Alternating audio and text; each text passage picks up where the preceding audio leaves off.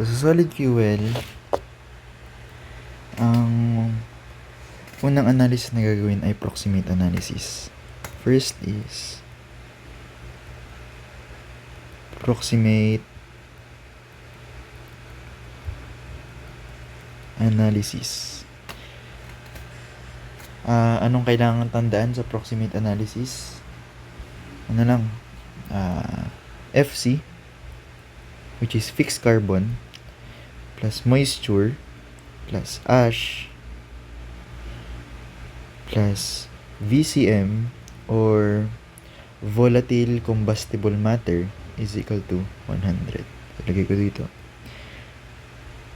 Fixed carbon, moisture, ito ay volatile combustible matter.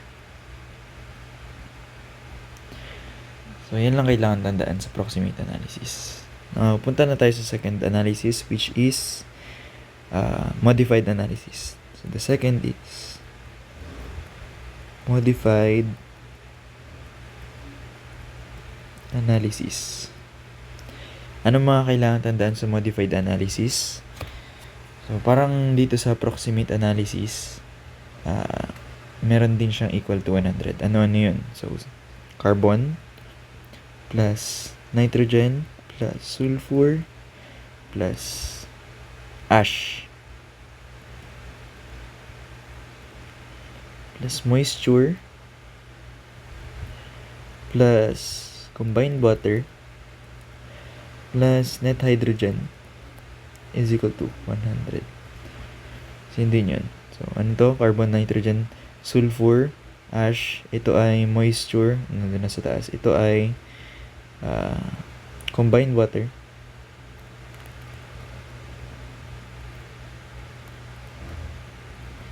Ito ay net hydrogen. So, sa modified analysis, meron pang dalawang formula na kailangan tandaan. So, Dulong's formula and Calder-Wood formula. So, ang Dulong's formula, helpful siya para ma-determine mo yung CV o yung calorific value. So, for Dulong's formula,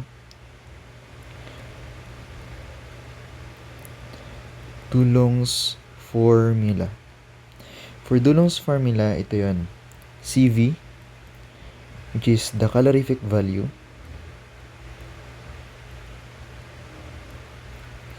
CV is equal to 0.338 carbon plus 1.44 hydrogen minus oxygen over 8 plus 0.094S. Yan ang sa Dulong's formula. So, ma-determine mo yung calorific value kung wala ka pang calorific value using carbon, hydrogen, oxygen, and sulfur. And it is worth taking note na ito ay itong part na to, let's use this. Itong part na to, pwede rin siyang i-substitute as NH or net hydrogen. Magagamit mo yan dito sa modified analysis. So, yung isa pang formula na kailangan tandaan sa modified analysis is the Calder-Wood formula. Calder-Wood formula helps us to determine yung carbon. So, for Calder-Wood formula, ang formula nito ay start sa constant, which is 5.88 plus 2.206 multiply to the quantity of CV minus, kagaya na sa taas, 0.094S plus 0.0053 times the quantity 80 minus 100 VCM over FC raised to 1.55. So, that is Calder-Wood formula. Makukuha mo na dyan yung carbon. Actually, ang need pang tandaan dito sa solid fuels,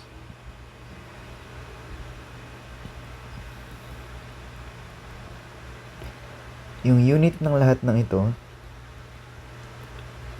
is in percentage. Unit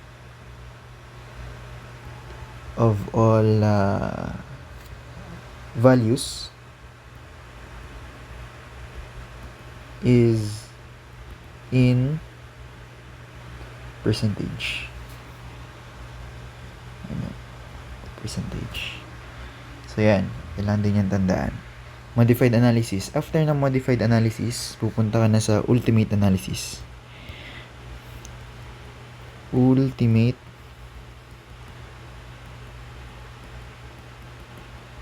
analysis. So, anong makukuha mo sa ultimate analysis? Makukuha mo yung specific percent volume o percent value ng anim na elements. Ano yung mga anim na elements na yun? Yun ay carbon, hydrogen, oxygen, nitrogen, sulfur, and ash. Sean S. Ash. Sean Sash. So, madalas, ang kinukuha na lang dyan ay hydrogen and oxygen. So, ito na lang yung kinukuha dyan. Ito na lang. Kasi itong carbon, nitrogen, sulfur, and ash, malamang binibigay na yan. So, paano makuha ang hydrogen and oxygen?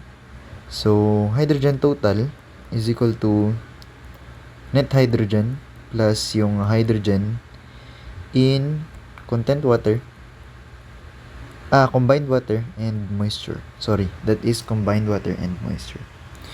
So, paano makuha yung hydrogen in combined water and moisture? Ang formula dyan ay yung combined water plus moisture multiplied to the quantity of percent volume of hydrogen in H2O. So, paano makuha ito? Ito. So, to get yung percent volume of hydrogen in H2O, volume of hydrogen in H2O, ang formula niyan ay number of atoms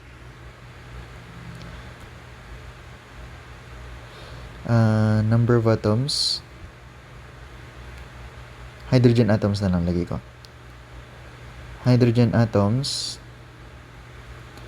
times yung molecular weight. Molecular weight ng hydrogen. Ito naman,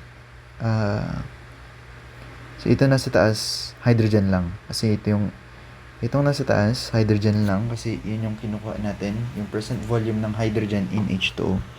So for the denominator, ito na yung total na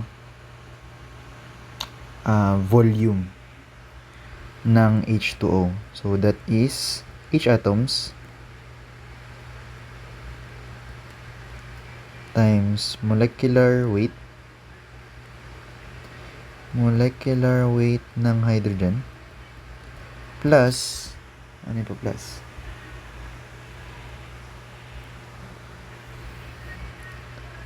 number of atoms, oxygen atoms multiplied to molecular weight ng oxygen. So, para sa lahat, ito yung pag-solve niyan. Ilan ng hydrogen atoms sa H2O? Di ba, meron kang H2O. So, ito yung mga atoms. Ayan ko lang. Ito yung mga atoms. So, dito, meron ditong 1 actually. Pero since unity siya, or 1, kahit hindi na siya ilagay. Pero ang katotohanan, merong 1 dyan. So, paano? Hydrogen atoms is 2. 2 hydrogen atoms times molecular weight ng hydrogen, which is 1. Dito naman sa baba, Hydrogen atoms and molecular weight ng hydrogen, ganun din. So, 2 multiplied by 1 plus oxygen atoms. So, meron kang 1 oxygen atom sa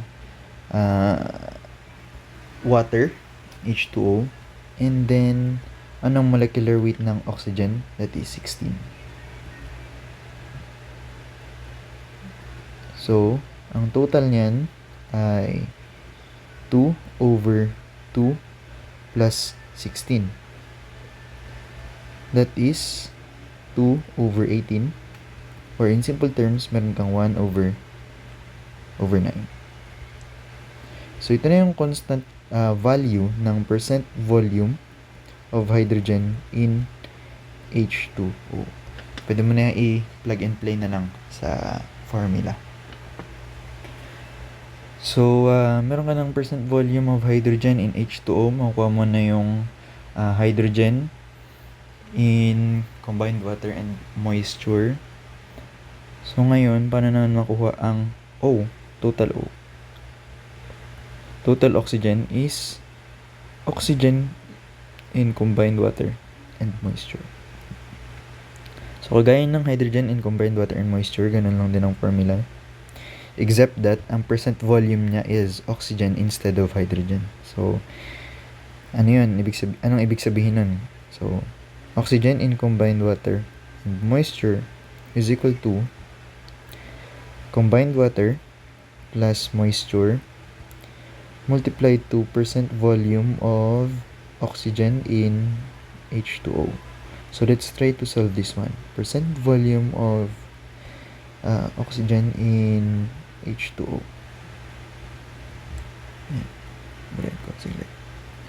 H2O. That is equal to O atoms, oxygen atoms. So, molecular weight ng oxygen over, diretso na natin 18. So, alam natin, 2 atoms of hydrogen multiplied to molecular weight which is 1, 2, plus yung isang atom ng oxygen multiply mo sa molecular weight niya na 16. So, that is 2 plus 16 magiging 18. So, ito na lang. Oxygen atoms is 1 times molecular weight is 16 over 18. So, that is 16 over 18, or you can say 8 over 9. 8 over 9. That is the percent volume of oxygen in H2O. So, yun na. Meron ka ng ultimate analysis. Makukuha mo na yung hydrogen and oxygen. For the fourth analysis, ang analysis doon ay analysis of VCM. Analysis of VCM. So, anong mga kailangan mong tandaan dito? Kailangan mong tandaan ay dapat meron kang CVM. CVM.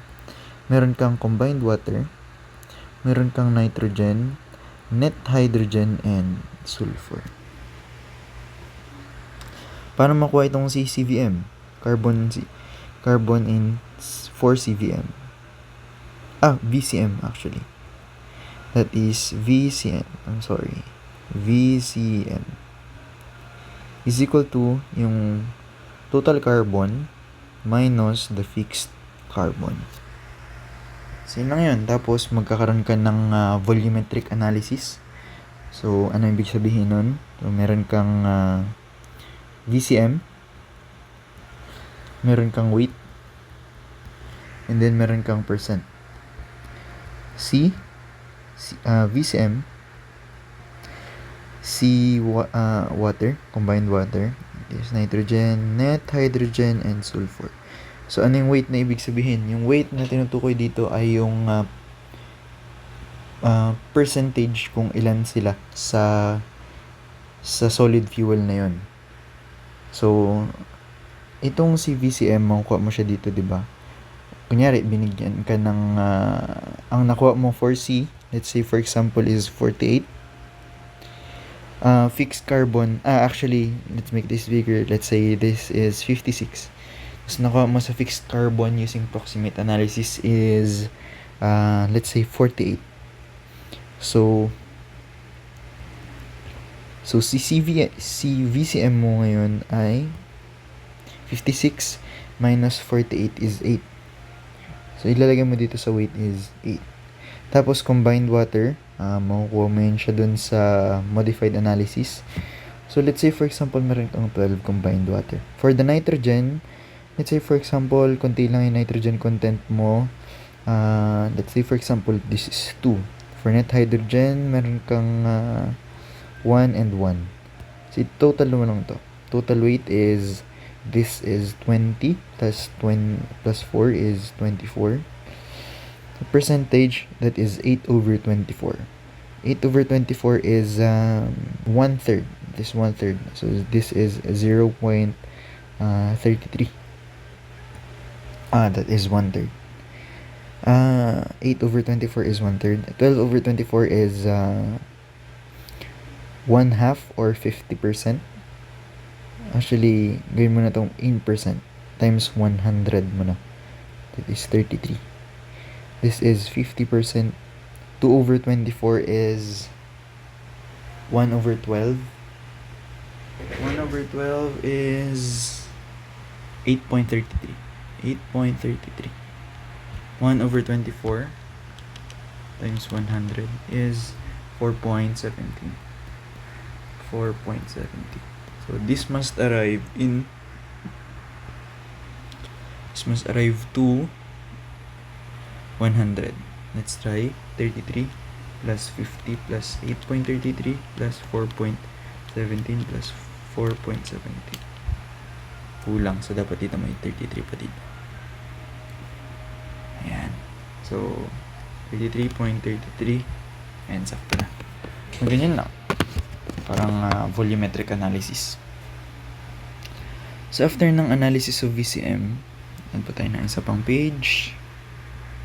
Ang fifth is calorific value of your VCM.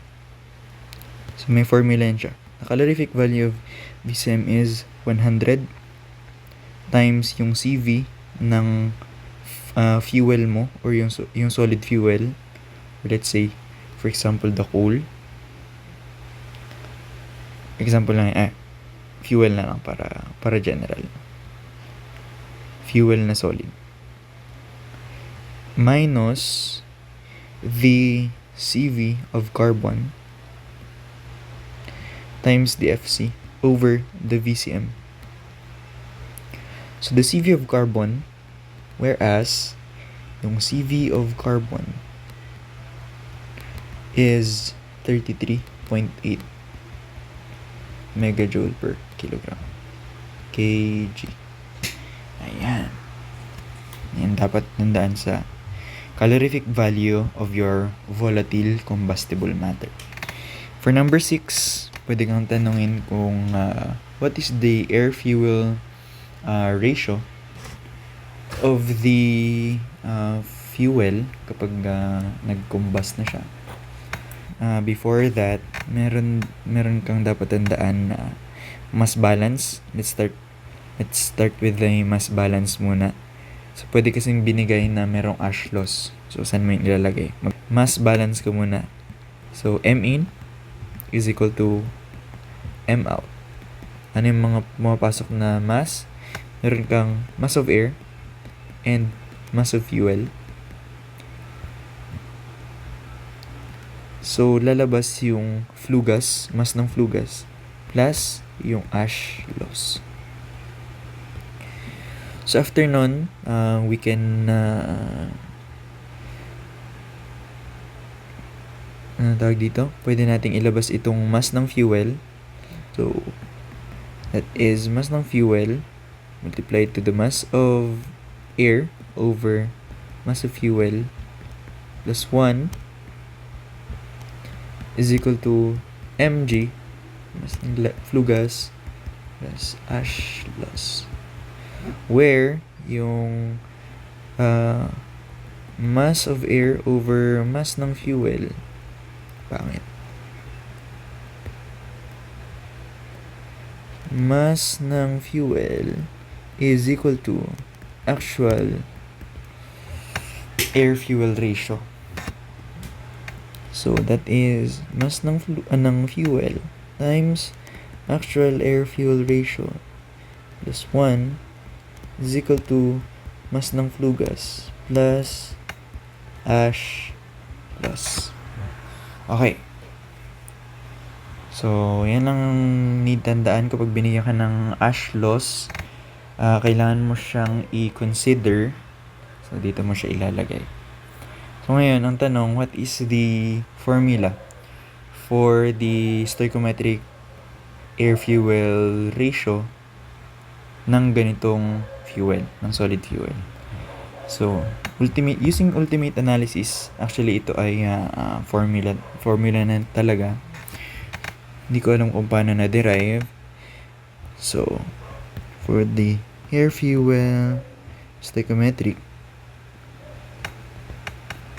ang formula niya is 11.5 carbon plus